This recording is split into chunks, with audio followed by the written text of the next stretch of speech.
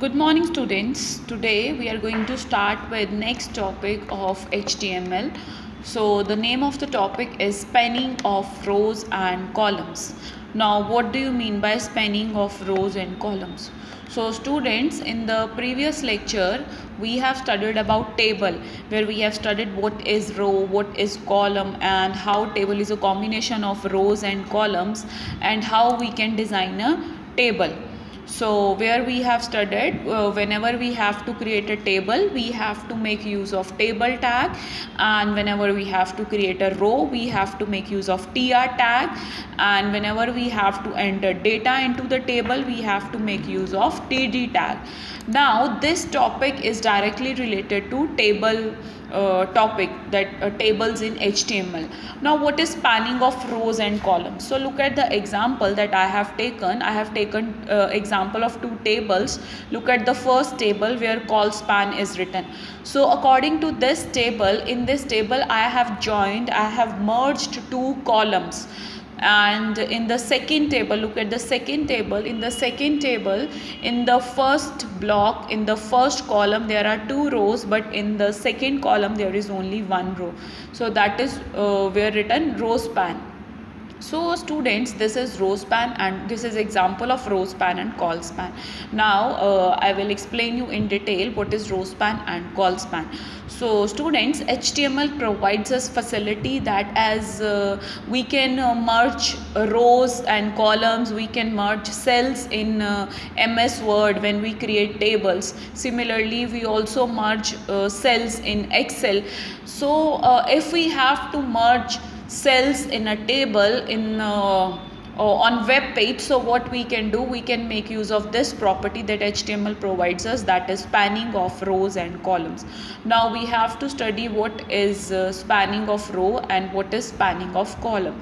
So spanning provides us facility that we can combine rows as well as we can combine columns. Now let's discuss the definition of row span. So what is row span? So as the name is row span, it means we can combine the rows. So HTML provides us facility that if we want to combine rows, then we can combine rows.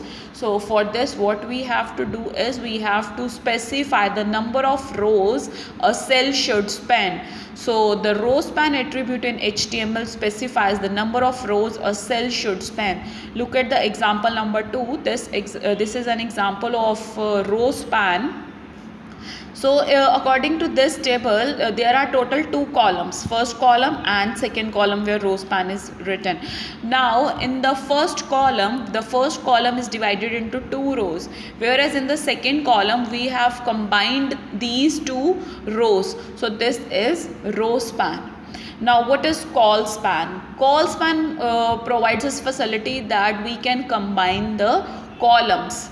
So columns, col span attribute in HTML specifies the number of columns a cell should span. So exactly you have to specify number of columns that you want to span.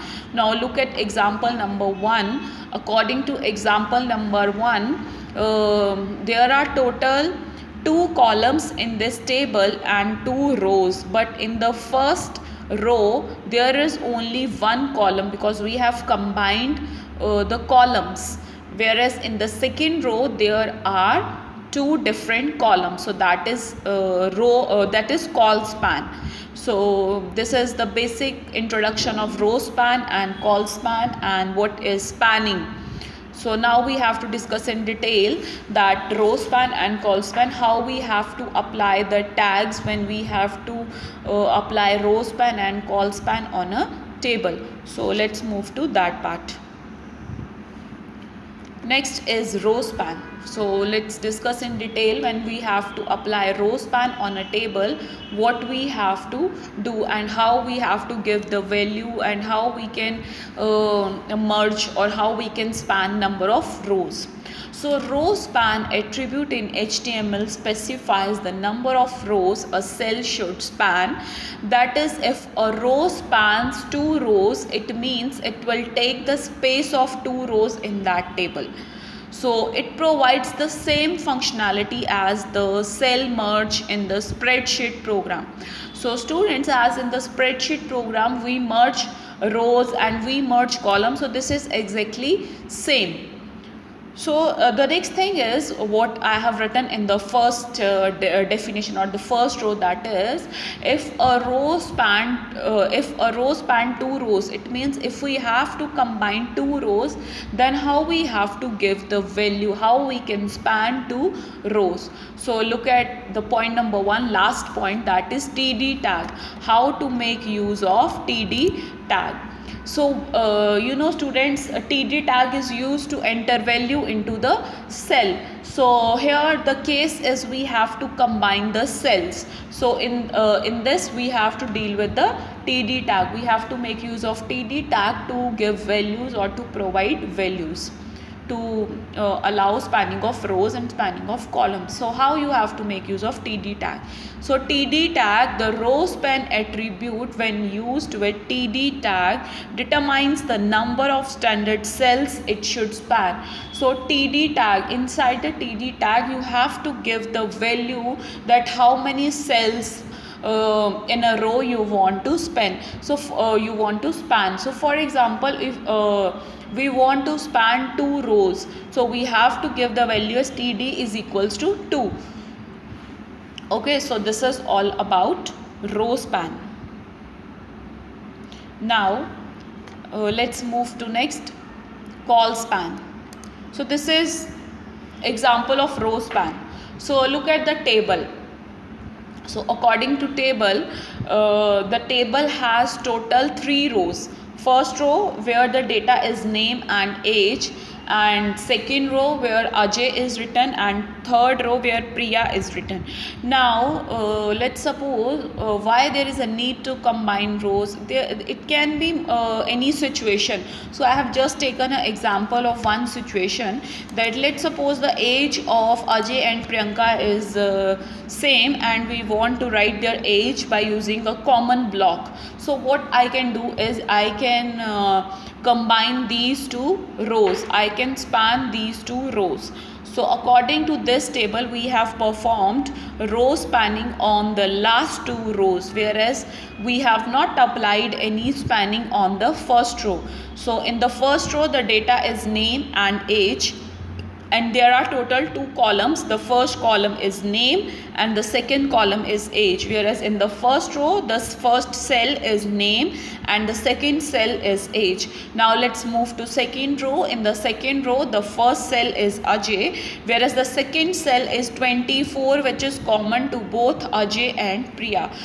Why it is common to both? Because we have applied row span. So this is example of row span. Now I have taken a full-fledged example of row span by taking it with the code, that how you have to apply in a code whenever you want to apply row span. So first of all, look at the example that we want to create, or what type of output we want and what type of lookout we want to create. This is the lookout of a table that we want to display on our web page. So look at the table. In the table there are total 2 columns. The first column is color and the second column represents the name of colors red and green. Now in this table there are total 2 rows. In the first row the text is color and red, whereas in the second row the block is the data is green, but color cell is common to both red and green. So this is how we have applied row span. So look at the example, students. In this example we have applied row span. How we have applied row span? Because there are total 2 columns and there are total 2 rows. But in the first column, the first column where color word has written, in the first column we have combined the 2 rows. We don't have 2 different blocks in the first column. So we have a single one cell in the first column, whereas in the second column we have 2 cells and we have total 2 rows. So this is how we have applied row span on the first column only. Now look at the previous example. This is exactly the opposite of that previous example that I have explained you, that in this table we have applied row span on the second column, whereas in the first column there are full-fledged 3 cells, whereas in the second column there are 2 cells, because we have spanned 2 rows. Now in this example we have also applied row spanning, but according to this example we have applied spanning on the first column, not on the second column. So in the second column there are total 2 cells, whereas in the first column there is only 1 cell. Now let's start with the coding part. Now we have to see, if we want to design this type of table, then what we have to do. So look at the example. The example is doc type HTML. It indicates that we are using, or we are creating a web page by using HTML5. Next is HTML, which indicates the start of the HTML document. Next is head tag, which is used to indicate the head, and inside the head tag you can give metadata, whatever you want to give. So I have just used the title tag inside the head tag. In the title tag I have given the title to the table, whatever we want to give. So the title, the contents of the title tag will be displayed on the address bar when you run your code. So I have given the title as table with row span attribute. Now close the title tag and close the head tag. It indicates the end of the head tag. Now we have to start with the body tag. So students, whenever you have to create a table, or whenever you have to provide spanning, you have to do that part inside the body tag. And in the previous lecture we have also studied that how we have created a table. We have created a table inside the body tag, and first of all you have to initialize the table tag, and then we have to initialize with the row tag to create a first row, and then data, and so on. So this is the beginning of the body tag. Inside the body tag you have to start with the table tag. So this is the start of the table tag, and border is equals to 3. Border is equals to 3 means it will set the border at outside the table. Now next is we have to start, we have already started with the table tag. Now we have to start with the row tag, because we have to, it is the rule that whenever we have to create a table, we first have to initialize a table tag, then we have to initialize a row tag, then we can enter into a row, then after that we have to initialize a cell tag where we have to enter data. So start with the tr tag. TR tag indicates the start of the first row. Now in the first row I want to span in the first cell. So this is the beginning of the TR tag, and look at this definition. I have told you whenever we have to do spanning, it can be either row span or call span. Whenever we have to do spanning, we have to mention their value with the TD tag, because we have to combine or we have to merge cells. So we always have to give value with the TD tag. Now look at the example. After the TR tag, which indicates the start of the first row, now let's move to the first cell. So the first cell, when we have to create first cell, we have to make use of TD tag. So this is the start of the TD tag. Now we want to span these 2 cells. I want to perform spanning of 2 rows with this cell. So what I have to do is I have to write the tag row span. So TD space row span is equals to 2. So the meaning of this tag is this tag will span the 2 cells, and it will perform spanning of row, because we have already written row span and we have given the value as 2. So it will span 2 rows. And this is the text that we want to write inside the cell, that is colors, and TD tag close. So this indicates the end of the first cell. Now we have to move to the second cell of first row. So for this we have to start with the TD tag. So this is TD tag, BG color is equals to red. So I want to set the color of this cell as red. So that's why I have written the tag as BG color is equals to red. And this is the text red that we want to display inside the cell, and TD tag close, this indicates the end of the first cell, and TR tag close, this indicates the end of first row. Now students, let's see how it will produce output. So according to the first TD and row span is equals to 2 colors tag, this will create a first cell which is represented in the output with the name colors. So this will create a colors block because we have written the text colors and we have spanned 2 rows. So this is the reason why this block is showing by spanning of 2 cells.